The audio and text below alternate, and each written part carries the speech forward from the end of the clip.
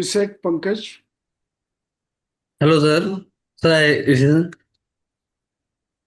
hello. Yeah, are you comfortably placed now? Yes, sir. Yes, sir. Okay, good. Briefly introduce yourself, Pankaj. Sir, I am PANKAJ SONIL and I am chartered accountant by professional education. I am from Rajasthan. I worked in Indian Oil Corporation for 5 years and I am currently in Indian Railway Management Service undergoing the training and currently on extraordinary leave. Okay. How much you scored in Yes. your interview last time when you got engineering service, railway management service? So I got 160. Okay. And what are your optional subjects? Sir, my optional is commerce and accountancy. Commerce and accountancy. Very good. Yes. And what are your hobbies? Sir, I interested in the period drama ways, web series and movies, and also in traveling. And I also play sports, cricket and volleyball. Okay. What are your expectations from the interaction today? Sir, my expectation is, sir, I recently joined the Indian Railway Management Service, so I feel that my interview should be on those periphery of the Railway Management Service and my exposure in the chartered accountancy. As I also worked in Indian Oil Corporation, so I worked in areas of finance, accountancy, taxation. So I feel that all these areas should be covered in the discussion. If I say that apart from these areas, Yes, sir.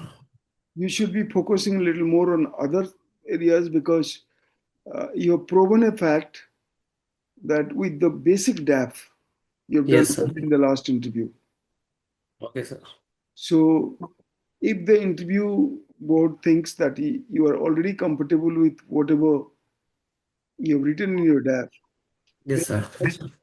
it could flow from the DAF to other areas. Yes, sir. Are you comfortable getting into those areas? Definitely, sir. Most of the time, my interview is outside my DEF. In last 2 years, I have given the UPSC interview, and my most of the interview in the areas outside my DEF. So I feel that it is much more valuable for me. Okay, great. Srikanth sir would ask you some questions now. Yeah, Pankaj, Yes, sir. yeah, you're done CA, Yes, sir. worked in Indian Oil Corporation. Yes, sir. Now I think you are joined. I joined, but yet to join IRMS. Sir, I joined, but I'm on leave for Okay, extraordinary leave. yeah, joined early. Okay, okay. What is the major difference between PSU and railways, Indian Railways? Sir, first of all, the PSUs are the government enterprises which are work on its own board of management. They are recruited from their own cadre and they are promoted to board of directors. So they work independently from the government. So the government interface is very limited, and the government holding also up to 51%, and the shares are open to market and are with the public. But in the railway sector, it is 100% government owned, and there is a proper minister of it which give directions to his policy and in the functioning. So I feel that the Indian Railway is much more part of government, but the PSUs are outside the government but are hand-holded by the government. The recently we are listening to merger of public sector banks Yes, sir. to finally to make some few, very few larger banks, PSBs. Yes, sir. What is your comment? Because you have done commerce and you're in CELs. Will it help the nation? Definitely, sir. I feel that the merger of various banks will lead to make some bigger banks, as currently our banks are not that big to finance such projects. Like if I think I have to finance a mega project of around 50,000 crores, so there need to be various banks come together and they give lending. So if there is one bank which is so large, as if we count the list of the top banks in the world, then we feel that our banks are not in the list because the Chinese banks and the US banks top the list. So I feel that if we merge our banks, it will become so much large that it can finance our needs and our developmental priorities. So I feel that merger is just a good thing because it also provides economies of scales, reduce expenditure and the managerial burden. How do you compare the I am asking with respect to concept. Yes, sir. Compare the recent Indigo incident. Indigo having on 65% of the share. Yes, sir. Elevation. Yeah. Sir, Indigo, I feel that's the current Indigo crisis because of corporate misgovernance, first of all, because I feel that as Indigo maintained a 65% market dominance in the aviation sector, and there is no much competition against him because the most of the lines which are in which Indigo run is dominated by it. So I feel that on a part of as an economy, it is not good to have such a major player in the core sectors. For example, similar is case in the telecommunication also because there are only two big players in the telecommunication sector also. So I feel that in the areas where the mass public is involved, there should be some proper competition or there should be a government control so that they can maintain a smooth functioning of the sector.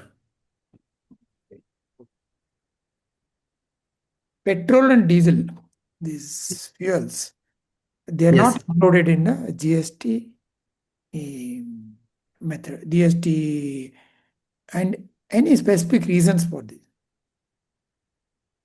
Sir, first of all, the petrol and GST shared some huge tax revenue for the both center as well as states because when we look into the taxation framework of the petroleum products, we feel that the cost of petroleum is half, but the tax part is other half part of the product. So I feel that if they come in GST, so there would be some issue with respect to financing of the taxes because currently the central government and state government community receive around 3.5 lakh crore from the petroleum products. So in GST, there will be some issue with respect to the sharing of taxes.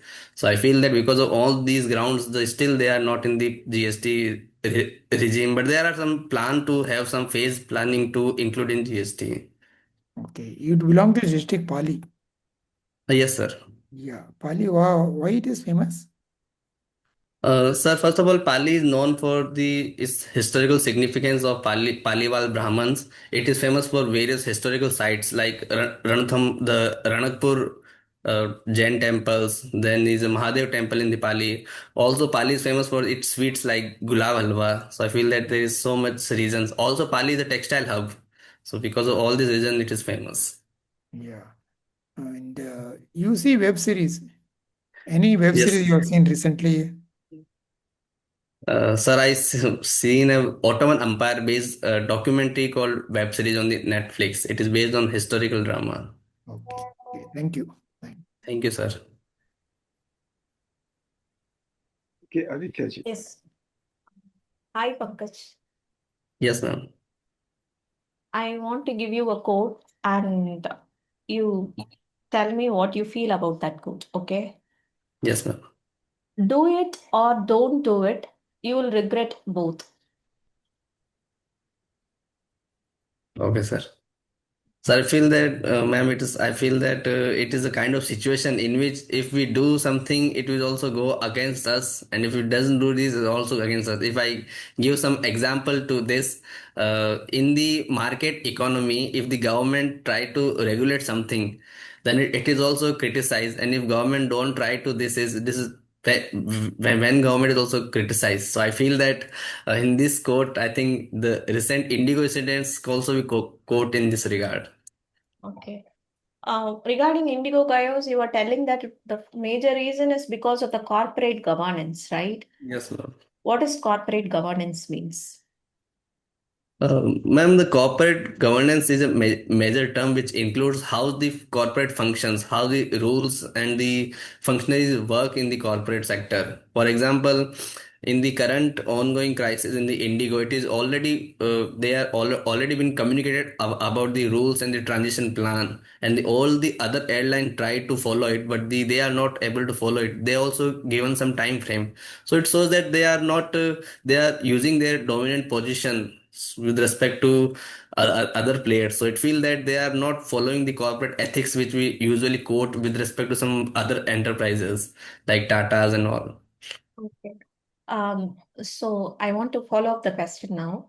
You told that business ethics or corporate ethics should be followed by the company. We do have something known as a Competition Commission of India who must take care of all these things, that uh, a company should not be holding more than 65% of the, like, a major country's civil aviation sector itself.